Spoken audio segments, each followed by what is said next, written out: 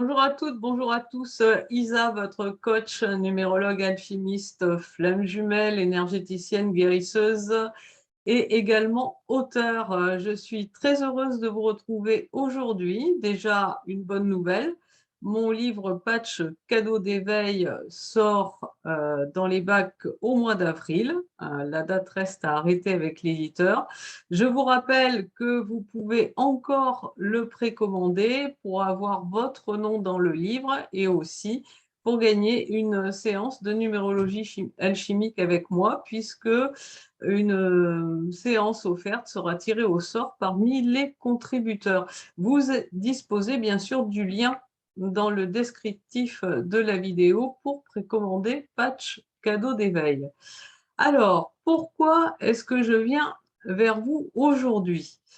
Eh bien, je viens débattre au travers de cette vidéo d'une question avec vous qui concerne les couples sacrés, les liens d'âme. Cette question est la suivante: est-il important d'être flamme jumelle? Je pense que ça va intéresser beaucoup de monde, cette vision des choses, qui n'est que ma vision des choses et qui n'engage que moi. Je vais vous partager ce que je pense de ce parcours d'éveil, parce que c'est avant toute chose un parcours d'éveil et pas simplement une grande histoire d'amour, entre guillemets. Avant de vous en parler, je vous rappelle que si vous souhaitez un entretien téléphonique offert 15 minutes avec moi, vous avez un lien également dans le descriptif de la vidéo pour le réserver. Et si vous désirez réserver une séance avec moi, bien vous aviez également le lien de mon site internet pour le faire. Alors, qu'en est-il de cette question? Est-il important d'être flamme jumelle? Alors, je vais vous répondre façon normande, peut-être bien que oui, peut-être bien que non. Comme pour toutes les choses de notre vie, ça dépend ce qu'on en fait. Ce qui me semble à moi important, ce n'est pas tant le terme flamme jumelle que le terme flamme. Parce que ce parcours d'éveil, c'est un cadeau pour réveiller la flamme en vous, avant toute chose. Après, il y a beaucoup de choses diffusées sur ce concept et beaucoup de personnes qui essaient de se calquer au concept. Donc, si je résume, le lien flamme jumelle ou les liens d'âme jumelle ou d'âme sœur sacrée, une rencontre extraordinaire, une période de lune de miel, et puis, à un moment donné, l'un des deux qui prend la fuite. Voilà. Et l'autre qui a envie de lui courir après. C'est pourquoi dans les liens de flammes jumelles, on les a surnommés runner pour celui qui fuit, puisqu'il court. Je n'ai pas beaucoup d'anglais à ma disposition, mais to run, c'est courir. Et chaser, c'est chasseur. C'est celui qui a envie tout de suite de former un couple avec l'autre, d'être en réunion, etc. Qui veut, et qui bien sûr n'y arrive pas. Mais est-ce que le sujet de ce parcours d'éveil, c'est vraiment de parvenir à être en réunion avec son autre, à la base? Eh bien, j'ai envie de vous dire que non. Alors, ça va choquer bien du monde. Pour moi, cette réunion, c'est un petit peu la carotte que nous met la source devant le nez pour nous faire avancer. Mais au final, la source, est-ce que c'est le fait qu'on vive une grande histoire d'amour avec notre jumeau ou notre jumelle qui l'intéresse? Je crois pas. Je pense que c'est plutôt le fait de faire descendre cette flamme d'amour, cette flamme énergétique divine dans notre cœur personnel et par là même, de changer de vibration, de monter notre taux vibratoire, d'être beaucoup plus, dans l'amour, dans le partage, dans la confiance, pour venir élever la vibration de l'humanité. Parce que je vous rappelle que la vibration, de, la Terre, de Gaïa s'élève constamment et que une grande part de l'humanité a énormément de mal à suivre dans le contexte planétaire actuel parce que eh bien, ces personnes sont dans les peurs et la peur est la plus basse vibration qui existe alors que l'amour est la plus haute vibration qui existe. Donc ce qui nous est déjà demandé et offert surtout dans ce parcours d'éveil des flammes jumelles, des couples sacrés et des autres liens d'âme, c'est de faire réellement vivre l'amour dans notre cœur. L'amour inconditionnel, l'amour universel. Et pas seulement l'amour pour notre autre, parce que l'amour pour l'autre, on le trouve dans la rencontre avec une âme sœur classique, avec un partenaire de vie. C'est vraiment cet amour universel, inconditionnel, qu'on est venu faire grandir en nous. Celui qui nous donne confiance, qui nous rend solides comme des rocs, et puis qui nous donne envie aussi d'aller vers notre mission de vie pour contribuer à la création du monde nouveau. Parce que le monde nouveau, ce n'est pas un sauveur qui va venir le créer, après toutes les épreuves que nous traversons actuellement, c'est nous qui allons le créer. Donc, est-ce que la réunion du couple dans la matière, en un couple classique, est réellement forcément toujours au programme? Eh bien, pas forcément. Cette réunion, parfois, je le vois parce que j'ai accompagné dans ces liens plusieurs centaines de personnes.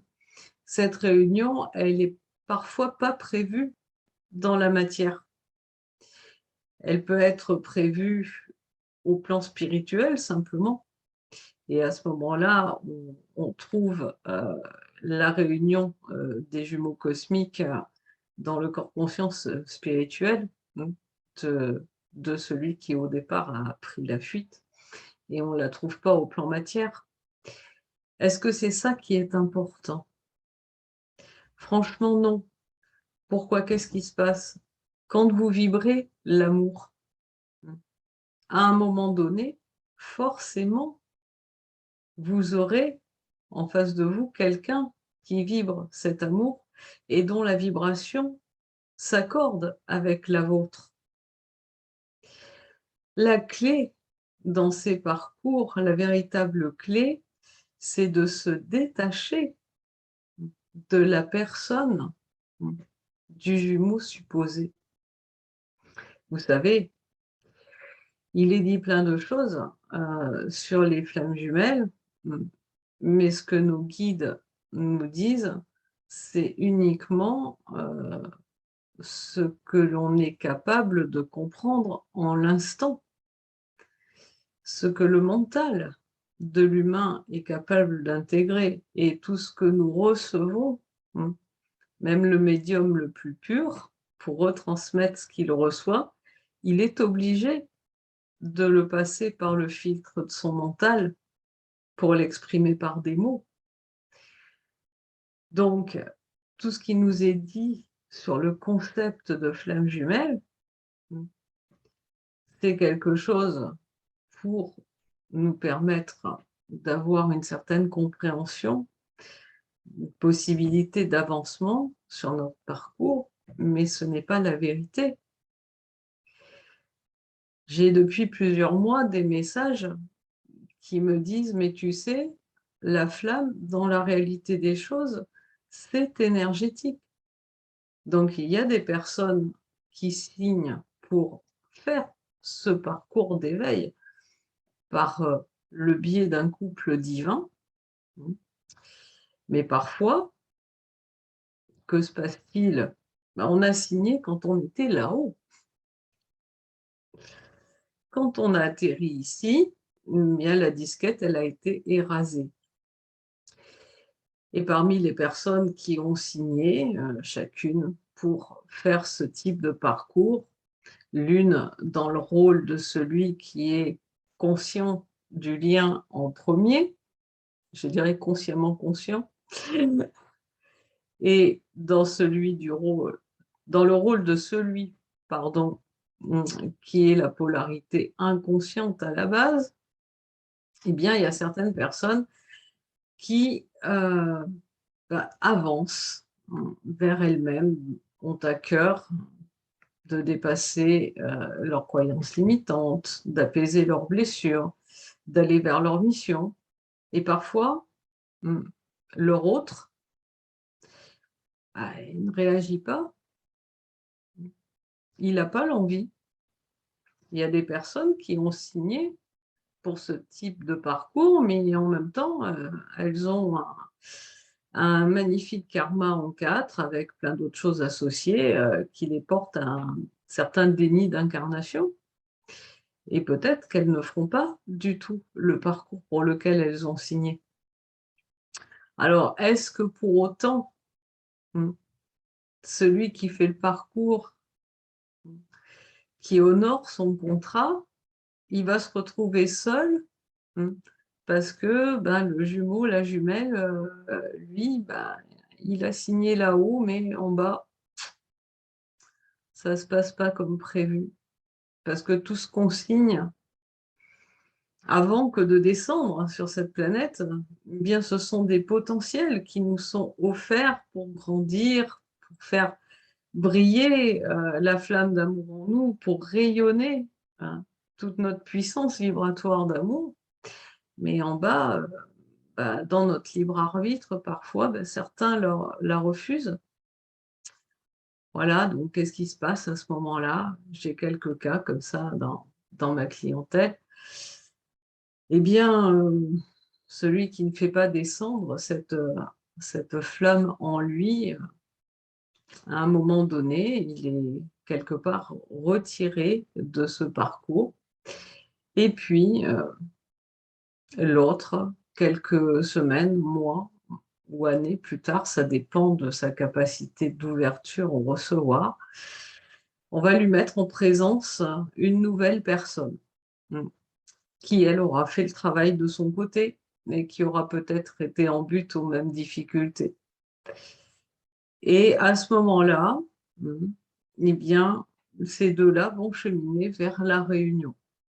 Mmh. Ces personnes vous diront: «Mmh, j'ai rencontré une fausse flamme jumelle avant de rencontrer ma vraie flamme jumelle». Non, il n'y a pas de fausse flamme jumelle et de vraie flamme jumelle. Il n'y a pas de fausse âme sœur sacrée et de vraie âme sœur sacrée. Il n'y a pas de vraie âme jumelle, de fausse âme jumelle. Il n'y a pas de vrai, de faux, de bien, de mal. Il n'y a pas de il y a pas de jugement, il n'y a pas de classification au niveau de la source. Il y a simplement des êtres qui acceptent d'aller vers qui ils sont, vers leur être, vers leur authenticité, et ceux qui n'acceptent pas. Mmh.